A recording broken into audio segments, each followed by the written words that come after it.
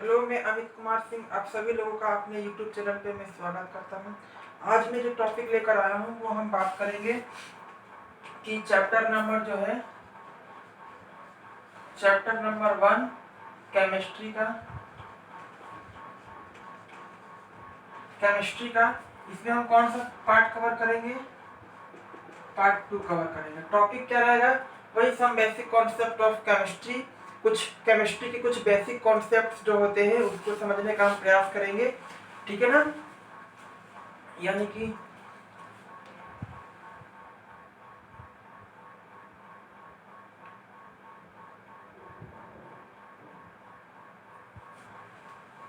सब बेसिक के जो केमिस्ट्री का जो बेसिक कॉन्सेप्ट होता है उसको हम समझने का प्रयास करेंगे, ठीक है?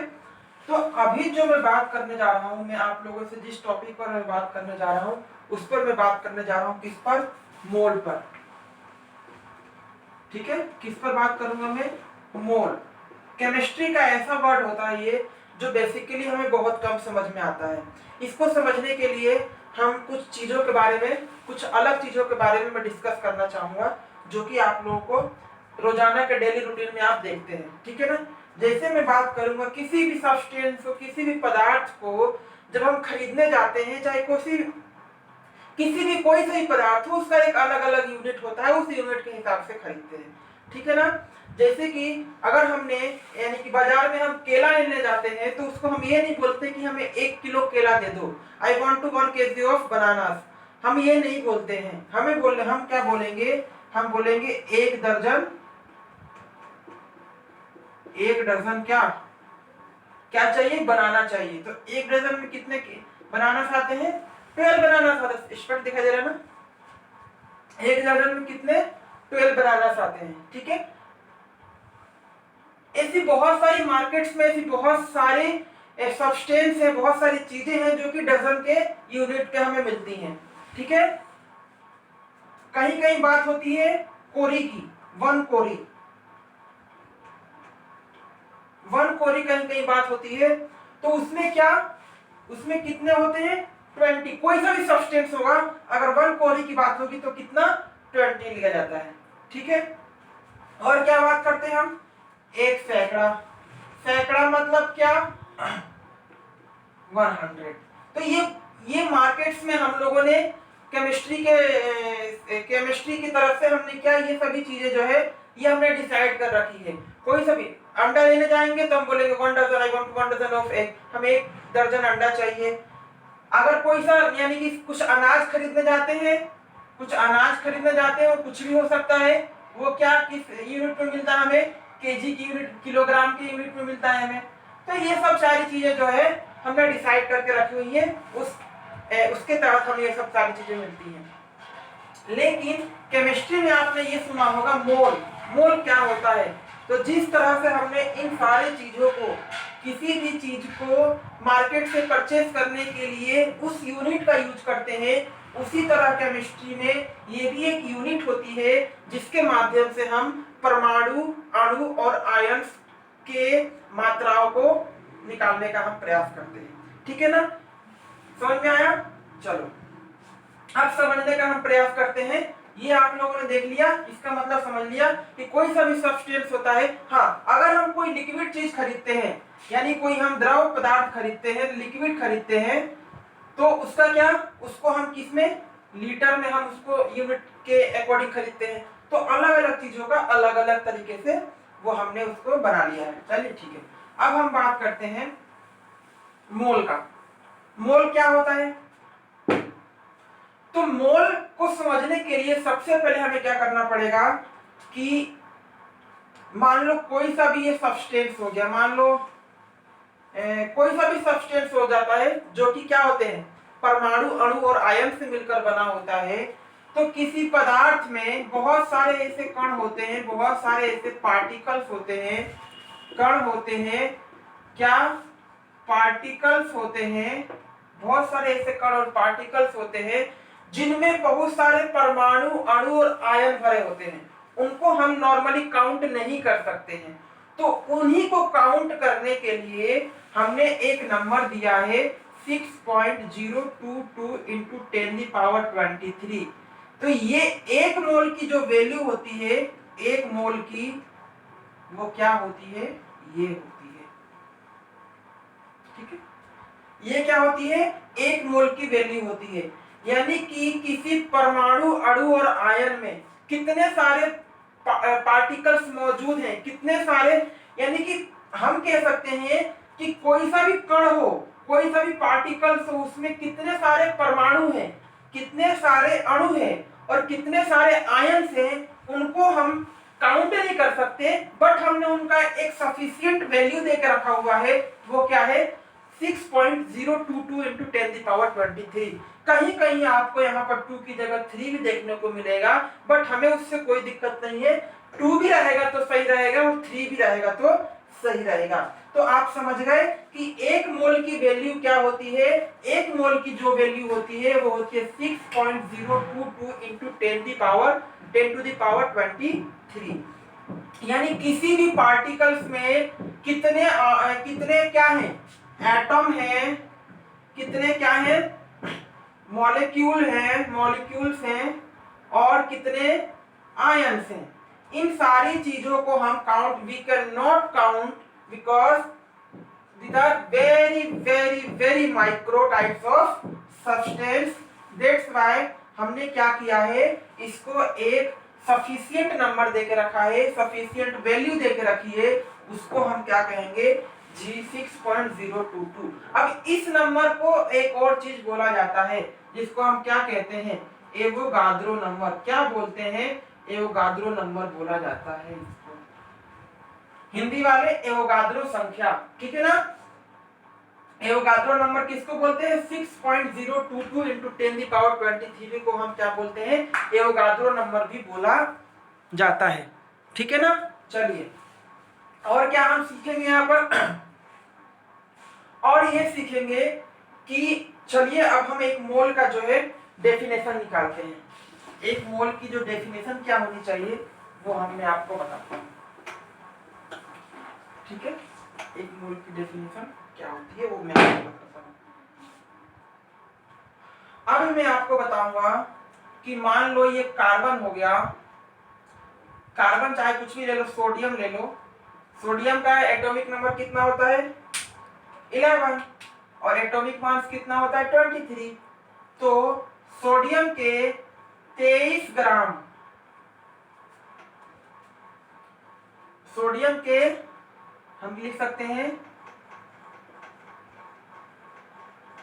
सोडियम के 23 ग्राम द्रव्यमान में, 23 ग्राम 23 ग्राम मास में टोटल परमाणु संख्या कितनी है, टोटल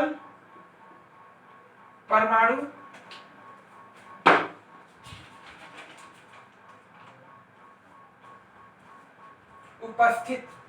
उपस्थित मतलब द्रव्यमान में 23 ग्राम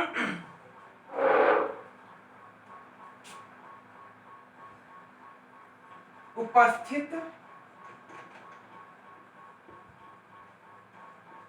परमाणुओं की संख्या को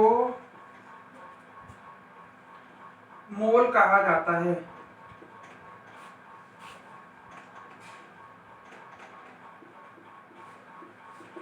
ठीक है,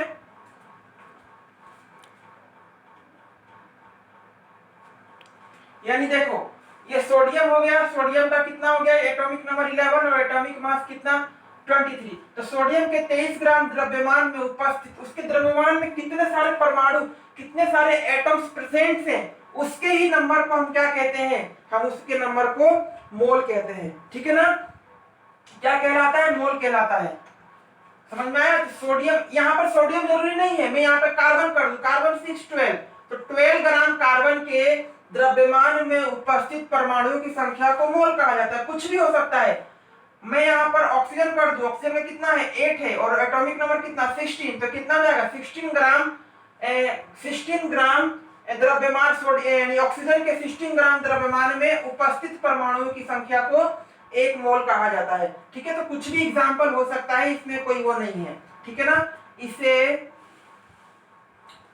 n से दर्शाया जाता है, दर्शाया, इसे n से दर्शाया जाता है, ठीक है ना।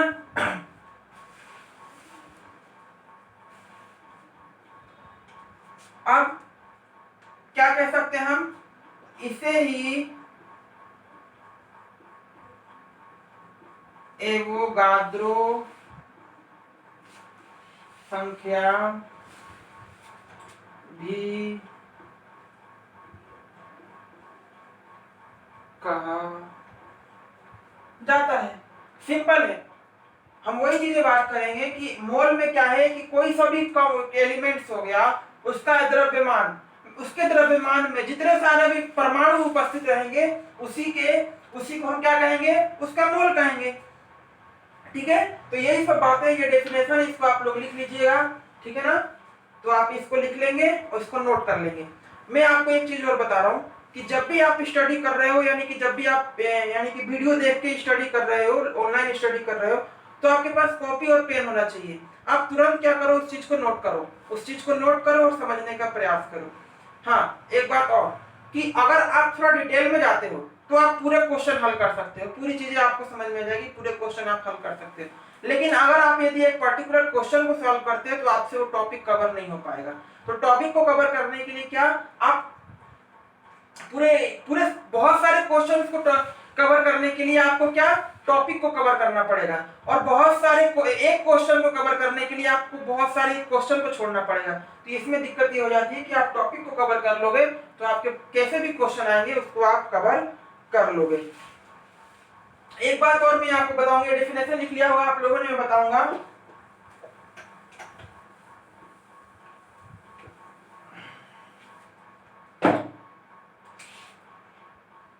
पदार्थ की मात्रा का जो यूनिट होता है ना, पदार्थ की मात्रा के यूनिट को मोल से डिसाइड किया जाता है। कोई से भी पदार्थ है,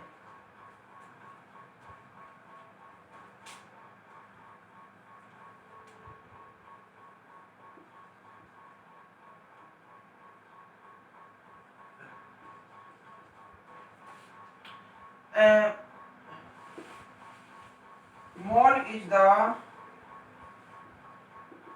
unit of amount of the substance, मतलब यानी पदार्थ की मात्रा क्या कहलाती है, मोल कहलाती है। पदार्थ की मात्रा का जो यूनिट होता है, mole is the unit of the amount of the substance. पदार्थ की मात्रा का यूनिट जो होता है वो क्या होता है, मोल होता है। तो ये बहुत ही इंपॉर्टेंट है, इसको आप लोग हमेशा हमेशा याद रखिएगा। और क्या याद रखिएगा कि एवोगाद्रो नंबर क्या होता है, एवोगाद्रो नंबर क्या होता है, एवोगाद्रो नंबर होता है 6.022 into 10 की पावर 23। ये चीजें भी आपको हमेशा याद रखनी है और इसको आप कभी भी नहीं भूल पाओगे,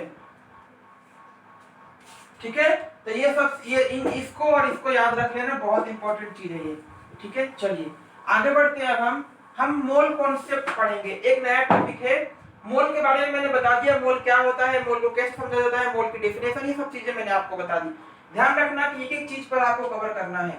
और मैं आपको और चीज बताने वाला हूं कि मोल कॉन्सेप्ट के बारे में, इसको हिंदी में बोलते हैं मोल अवधारणा, इंग्लिश में इसको मोल कॉन्सेप्ट बोला जाता है, ठीक है ना।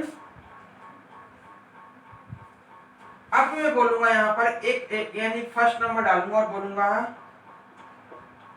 एक मोल पदार्थ में कणों की संख्या कितनी होती है, 6.022 into 10 की पावर 23 होती है। ध्यान रखना, कण की बात कर रहा हूं मैं यहाँ पर। कण, कण क्या है? एक मोल पदार्थ में in the 1 mole substance the number of particles is 6.022 into 10 the power 23। English medium वाले क्या लिखेंगे? इन the number of particles in the substance 6.022 into 10 the power 23 in the 1 mole। Okay, तो यहाँ पे कण का मतलब क्या होता है? पार्टिकल्स। पार्टिकल्स, पार्टिकल्स कैसे कैसे हो सकते हैं? यानी कण को हम तीन पार्ट में पढ़ सकते हैं। एक होते हैं एटम्स, दूसरा होता है मॉलिक्यूल्स, और तीसरा होता है आयंस। ठीक है, यानी उन कण में या तो परमाणु हो सकते हैं, या फिर अणु हो सकते हैं, या फिर आयन हो सकते हैं। इनको हम क्या कहते हैं? इनको हम पार्टिकल्स कहते हैं। तो यानी कि एक मोल पदार्थ में कणों की संख्या कितनी होती है? अपन ने बता के रखा हुआ है 6.022 into 10 the power 23 होती है। ये समझ में आया? तो इसको आप लोग जो है लिख लीजिए। अब मैं दूसरा पॉइंट बताने जा रहा हूं। ध्यान रखना, एक एक चीज को आपको कवर करना है। मैं पहले बता देता हूं। चलो, दूसरा नंबर हमें क्या बताना है? यहाँ पर हमें एक फॉर्मूला बताना है कि n इज इक्वल टू, यानी कि W अपॉन m। ठीक है ना? n is equal to where, यहाँ पर हम बताएंगे कि ये वाला जो फॉर्मूला है n is equal to W upon m। n का मतलब क्या है, W का मतलब क्या है, और आपका उसका m का मतलब क्या है? तो हम लिखेंगे कि वेयर, यानी जहां, जहां क्या, n का मतलब क्या है? मोल, क्योंकि मैंने बताया था आपको कि मोल को कैसे शो करते हैं? n से शो करते हैं। w का मतलब क्या है? w का मतलब ये होता है ग्राम मास, यानी कि ग्राम द्रव्यमान, हिंदी में बोलते हैं उसको ग्राम द्रव्यमान। ठीक है, और m का मतलब क्या है आपका? मॉलिक्यूलर मास, मॉलिक्यूलर, इसको हिंदी में बोलते हैं अणु भार। ठीक है ना? तो हमें क्या समझ में आया कि n इस वाले फॉर्मूले में n की वैल्यू क्या है? मोल। w का वैल्यू क्या है? ग्राम मास, ग्राम द्रव्यमान, और m की वैल्यू क्या है? Molecular mass. बहुत इंपॉर्टेंट है। तो हम इसका परिभाषा क्या बना सकते हैं कि ग्राम द्रव्यमान और अणु भार का अनुपात क्या कहलाता है? 1 मोल कहलाता है। क्या बना सकते हैं कि ग्राम द्रव्यमान और अणु भार का अनुपात क्या कहलाता है? 1 मोल कहलाता है। The ratio of gram mass and molecular mass that's called 1 मोल। ग्राम द्रव्यमान और अणु भार का अनुपात मोल कहलाता है। The ratio of gram mass and molecular mass is called mole. Okay, ये सब भी आप डेफिनेशन बना सकते हो, बहुत इजी है। चाहो तो मैं लिख सकता हूं यहाँ पर कि ग्राम द्रव्यमान, ग्राम द्रव्यमान और अणु भार का अनुपात मोल कहलाता है। ठीक है, ये चीजें, ये इसका डेफिनेशन मैंने आपको बना दिया। ठीक है, चलिए ये इसको भी आप लोग नोट कर लेना। एक एक चीज बहुत इंपॉर्टेंट है। एक एक चीज से मैं एक एक चीज से आपके क्वेश्चन अराइज हो सकते हैं, एक एक चीज से क्वेश्चन उठ सकते हैं। ठीक है ना? तो तीसरा पॉइंट देखेंगे हम। ये नंबर डाल के लिखना जैसे मैं लिख रहा हूं। ओके, चलिए उसके बाद मैं बात करूंगा थर्ड नंबर वाले पॉइंट का। इसमें n की वैल्यू क्या रखेंगे? n not upon na। ठीक है ना? तो n की वैल्यू आप सभी को पता है क्या होता है? मोल होता है। इसका मतलब क्या होता है? n नॉट का नंबर ऑफ पार्टिकल्स, यानी क्या? नंबर ऑफ पार्टिकल्स, यानी कि कण की संख्या, कण की संख्या बटे क्या? ये अवोगाद्रो संख्या, एवोगाद्रो संख्या।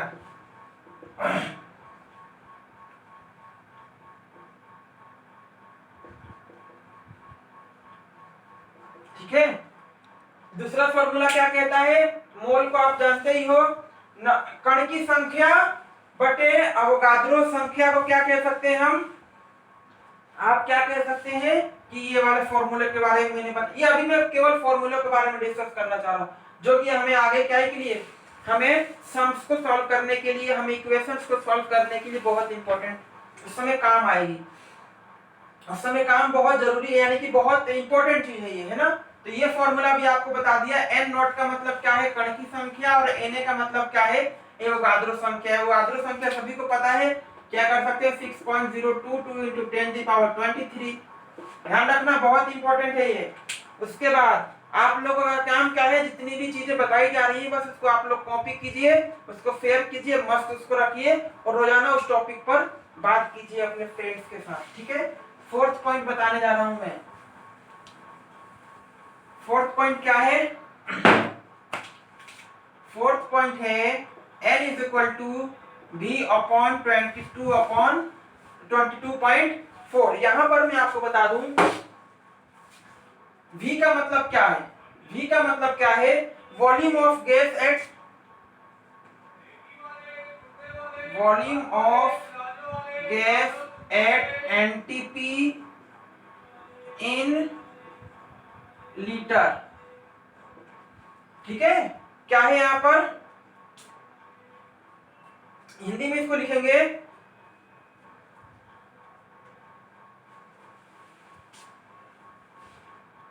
एनटीपी पर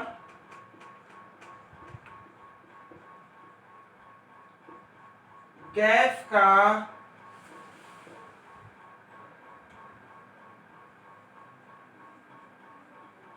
आयतन, काय में, लीटर में।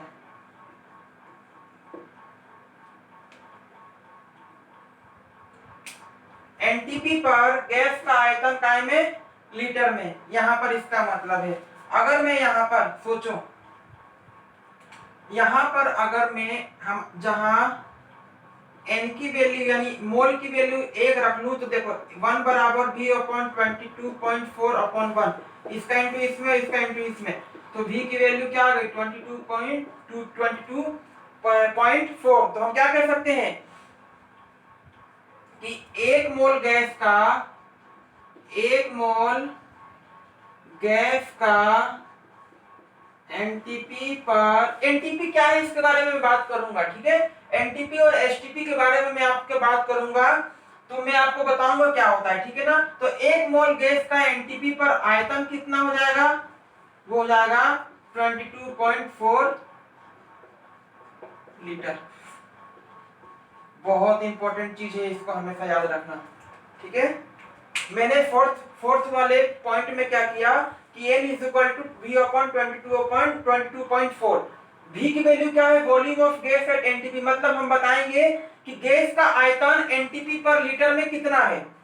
ठीक है ना, गैस का आयतन एनटीपी पर लीटर में, देखिए फिर क्या है, 1 मोल गैस का एनटीपी पर आयतन कितना है, 22.4 लीटर है। ठीक है ना, तो इंग्लिश मीडियम वाले क्या लिखेंगे, the volume of the gas at NTP is 22.4 litre. Okay, ये क्या लिखेंगे, इंग्लिश मीडियम वाले लिख लेंगे। तो ये सब चीजें जो है मैंने आप लोगों को बता दी है। अब मैं आप लोगों को एक चीज बताने जा रहा हूं, किसके बारे में, एनटीपी के बारे में। ठीक है, ये सब इंपॉर्टेंट चीजें हैं, इसको आप लोग हमेशा याद रखना। ठीक है, चलिए अब मैं आप लोगों को क्या बताने जा रहा हूं, मैं यानी कि अपन ने कौन कौन से फॉर्मूले कर लिए वो मैं आपको याद दिला रहा हूं, है ना। कौन कौन से फॉर्मूले कर लिए, एक अपन ने किया था n = W/m किया था। ठीक है ना, दूसरा क्या किया था, दूसरा n = n0/na किया था, इसको n0 बोलते हैं। ठीक है ना, ठीक है, और तीसरा क्या किया था, n = v/22.4। ये तीनों फॉर्मूले हमेशा याद रखना, ये बात याद रखना। ठीक है, अब मैं बता रहा हूं आपको एनटीपी और एचटीपी के बारे में। सबसे पहले इसका फुल फॉर्म क्या होता है, इसका जो फुल फॉर्म होता है वो होता है normal temperature and pressure. Normal temperature and pressure. Okay, और इसका क्या होता है स्टैंडर्ड टेम्परेचर एंड प्रेशर। ठीक है, अब मैं आपको और चीजें बताऊं। यहां पर टेम्परेचर डिग्री सेल्सियस की वैल्यू कितनी होती है 0 डिग्री सेल्सियस, और यहां पर कितनी होती है, यहां पर होती है 25 डिग्री सेल्सियस। ठीक है ना। और आप सभी को पता है कि एक निश्चित जो टेम्परेचर होता है, एक निश्चित टेम्परेचर होता है वो कितना होता है 273 केल्विन होता है। तो अगर मैं 273 को 0 डिग्री सेल्सियस में 273 को 0 डिग्री सेल्सियस में प्लस करता हूं तो कितना आएगा, मेरा टेम्परेचर कितना आएगा 273 आएगा। तो ये क्या हो गया, ये हो गया नॉर्मल टेम्परेचर, यानी टी की वैल्यू यहाँ पर क्या है 273 डिग्री सेल्सियस। यहाँ पर क्या हो जाएगा, यहाँ पर अगर मेरे पास कितना है नॉर्मल टेम्परेचर कितना है, टी की वैल्यू नॉर्मल टेम्परेचर कितना है 273 डिग्री सेल्सियस और प्लस 25 डिग्री सेल्सियस कितना हो जाएगा, टी की वैल्यू हो जाएगा 20 इनकी हो जाएगा ये 298 डिग्री सेल्सियस। तो स्टैंडर्ड फॉर्म में क्या है टेम्परेचर की वैल्यू, यहाँ पर केल्विन लगा लो, क्या हो जाएगा 298 डिग्री सेल्सियस, है ना। और प्रेशर कैसा रहता है यहाँ पर नॉर्मल, इस एनटीपी पे प्रेशर कितना रहता है 1 एटीएम, एटमॉस्फेरिक प्रेशर यूनिट होता है एटीएम। ठीक है ना। और यहाँ पर प्रेशर कितना रहता है, यहाँ पर भी 1 रहता है 1 एटीएम। तो हमेशा ध्यान रखना, ध्यान रखने वाली चीज क्या है कि एनटीपी और एसटीपी में डिफरेंस क्या होता है। नाम होता है नॉर्मल टेम्परेचर एंड प्रेशर, जहां पर सामान्य ताप और सामान्य दाब होता है, वहां पर क्या होगा, यानी तापमान कैसा होगा 273 केल्विन यानी सामान्य ताप। दाब कैसा होगा, एक वायुमंडलीय दाब, इसको हिंदी में इसको वायुमंडलीय दाब बोला जाता है। ठीक है। STP standard temperature and pressure, यानी कि यहाँ पर कितना नॉर्मल टेम्परेचर कितना 25 डिग्री सेल्सियस, अगर मैं इसमें यानी कि इसमें ऐड कर देता हूं तो कितना निकलता है 298 डिग्री सेल्सियस केल्विन। प्रेशर कैसा 1 एटीएम 1 वायुमंडलीय दाब। तो ये सारी चीजें आप लोगों को हमेशा याद रखना है, ये तीनों फॉर्मूले और ये दोनों चीजें हमेशा याद रखना है कि नॉर्मल में टेम्परेचर कितना रहता है 273 डिग्री सेल्सियस और स्टैंडर्ड फॉर्म में कितना रहता है, स्टैंडर्ड फॉर्म में रहता है 298 डिग्री सेल्सियस। ठीक है ना। तो ये दो चीजें आपको हमेशा याद रखने वाली हैं। और आप हमेशा क्या कीजिए, जब भी आप स्टडी करने बैठेंगे तो आप उसको नोट कीजिए, उस पर नोट करने के बाद उसको दोबारा पढ़िए। एक बार में वीडियो समझ में नहीं आ रही है तो दोबारा उसको देखिए और उसको आप पढ़िए, क्योंकि अभी इसी का सहारा है केवल, यानी कि ऑनलाइन ही स्टडी आप कर सकते हो। ठीक है, पहली बात। दूसरी बात मैं आपको ये बताने जा रहा हूँ कि कुछ क्वेश्चन मैं यहाँ पर पूछ रहा हूँ, उसको आप मेरे यानी चैनल के कमेंट्स बॉक्स में जाकर उसको आप उसका आंसर देंगे। एवोगाद्रो नंबर क्या होता है, व्हाट इज एवोगाद्रो नंबर, ये आप बताएंगे। ठीक है ना। एवोगाद्रो नंबर बताएंगे आप, एनटीपी का फुल फॉर्म लिखेंगे आप, एसटीपी का फुल फॉर्म लिखेंगे। ठीक है, ये सब बातें बताएंगे आप। और आप यानी कि इन सब क्वेश्चन का जो आंसर है वो मेरे कमेंट्स बॉक्स में आप दे दीजिए। ठीक है, ताकि मुझे पता चलता रहे कि आप सही में पढ़ाई कर रहे हो, सही में वीडियो को देख रहे हो। तब तक के लिए बहुत बहुत धन्यवाद और घर पे रह के पढ़ाई कीजिए।